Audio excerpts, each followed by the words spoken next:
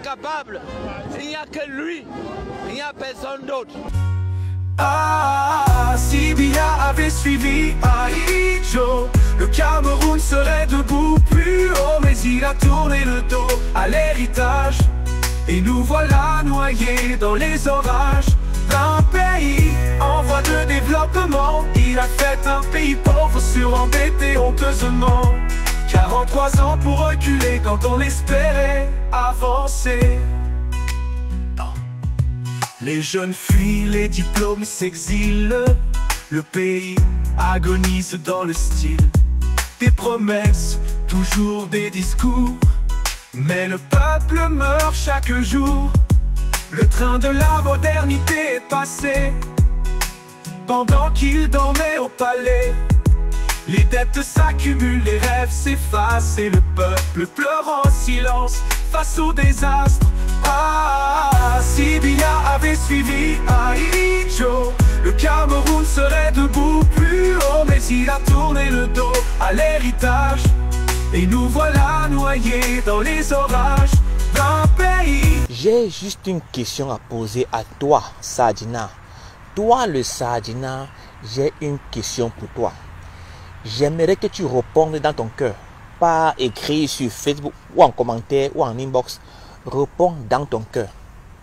Mon cher Sadina, est-ce que tu es content de la gouvernance de Paul Biya? Est-ce que tu peux dire, affirmer aujourd'hui là, que tu es content de sa gouvernance? Est-ce que tu peux dire que non, Paul Biya a réussi à 100%? Est-ce que tu peux dire maintenant là que le Cameroun se porte bien? Mes chers Sadina, je vais maintenant vous montrer quelques vidéos du Cameroun avant Paul Biya. Regardez. La Lucam, c'est la compagnie camerounaise de l'aluminium Péchinet-Ugine. C'est une des plus grandes usines d'aluminium du monde. Sa production à elle seule égale la production totale de la Suisse. C'est évidemment la plus grande usine d'Afrique, c'est même la seule.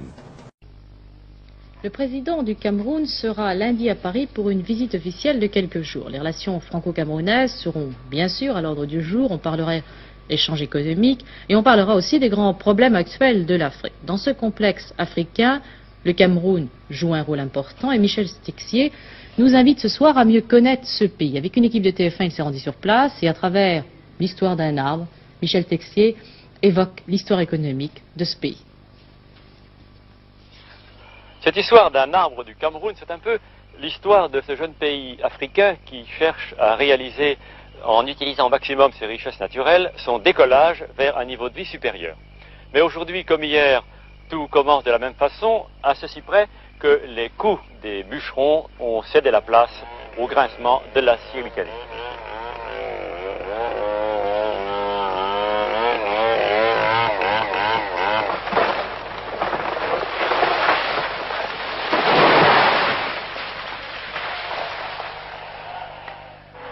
Rien de modifié non plus dans les premiers tronçonnages et le départ du géant abattu.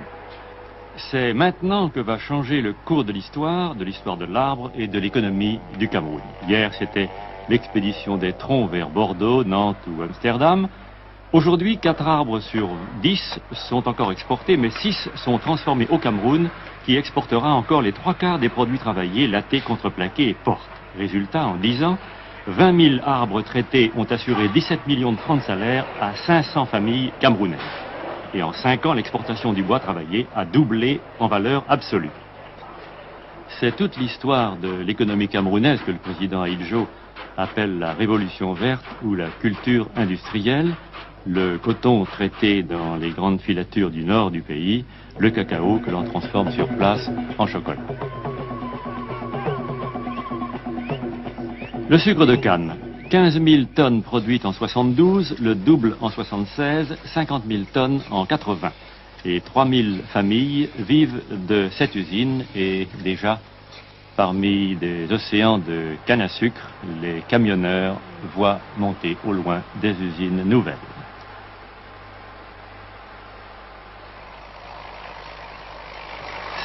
Cette rage de la révolution verte s'exprime jour et nuit et par tous les temps. Pourquoi cette hâte à défricher, à planter, à produire? c'est que la vie du pays en dépend. C'est le cycle classique qui tient en 3 phrases. 1. Il faut doubler le niveau de vie en 20 ans. 2. Ne pas aliéner son indépendance en s'équipant auprès des pays industrialisés. 3. Donc payer cash et pour cela exporter encore des produits transformés de préférence parce que plus rentables.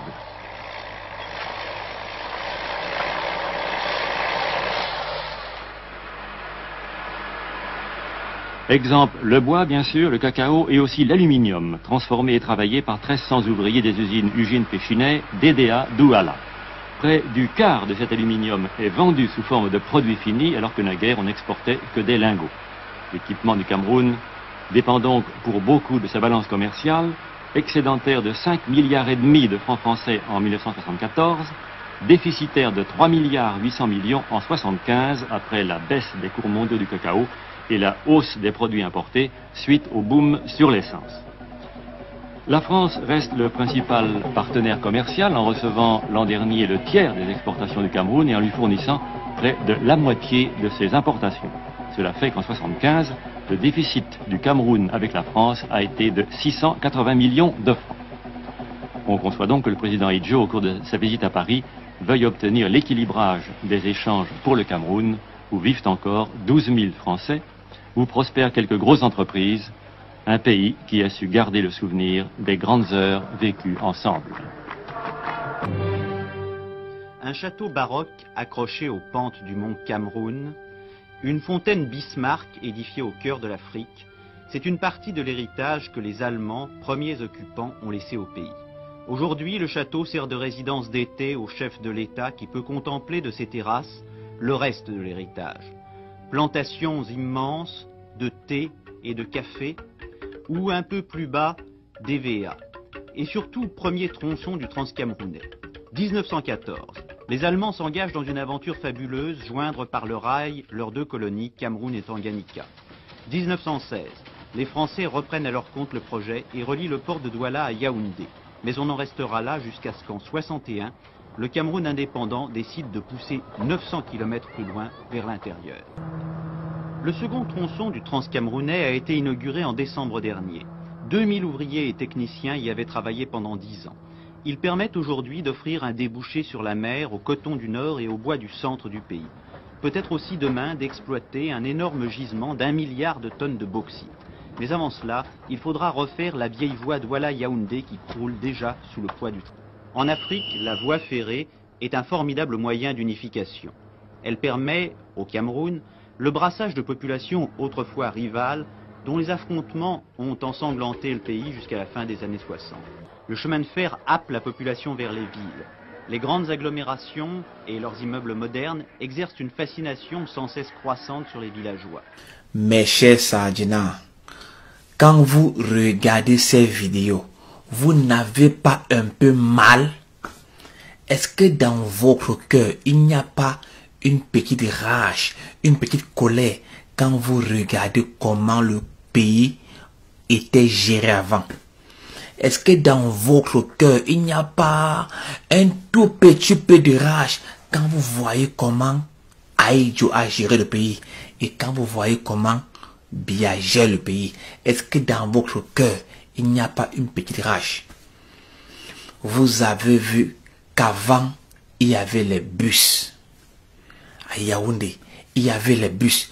Et vous avez aussi remarqué que presque tous ces grands bâtiments qui abritent les ministères ont été construits par Aïdjo.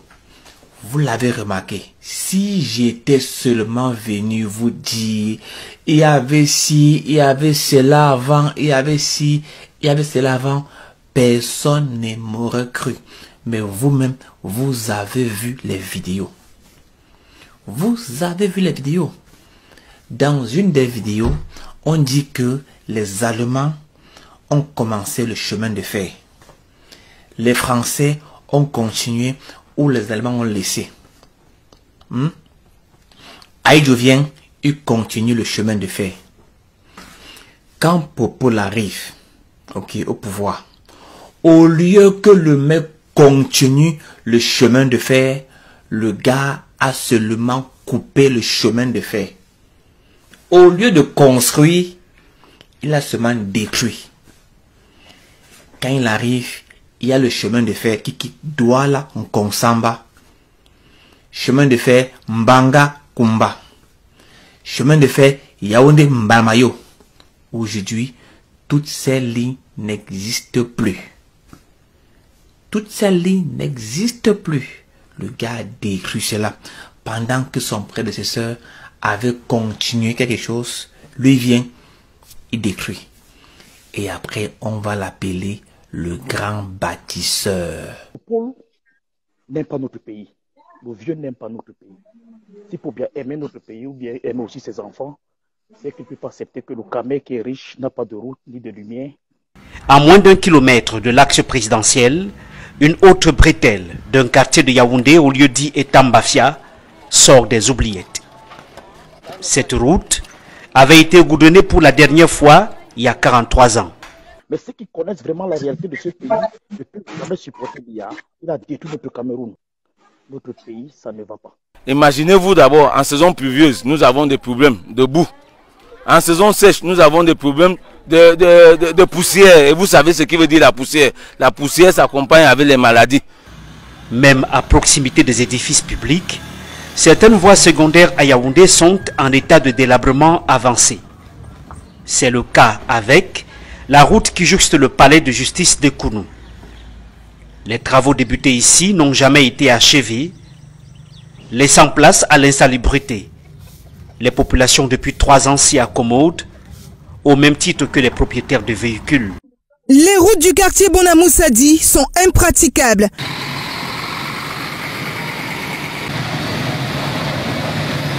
C'est un exercice qui demande beaucoup d'attention. Zigzaguer sur les routes de Bonamoussadi, un quartier de Douala, la capitale économique du Cameroun.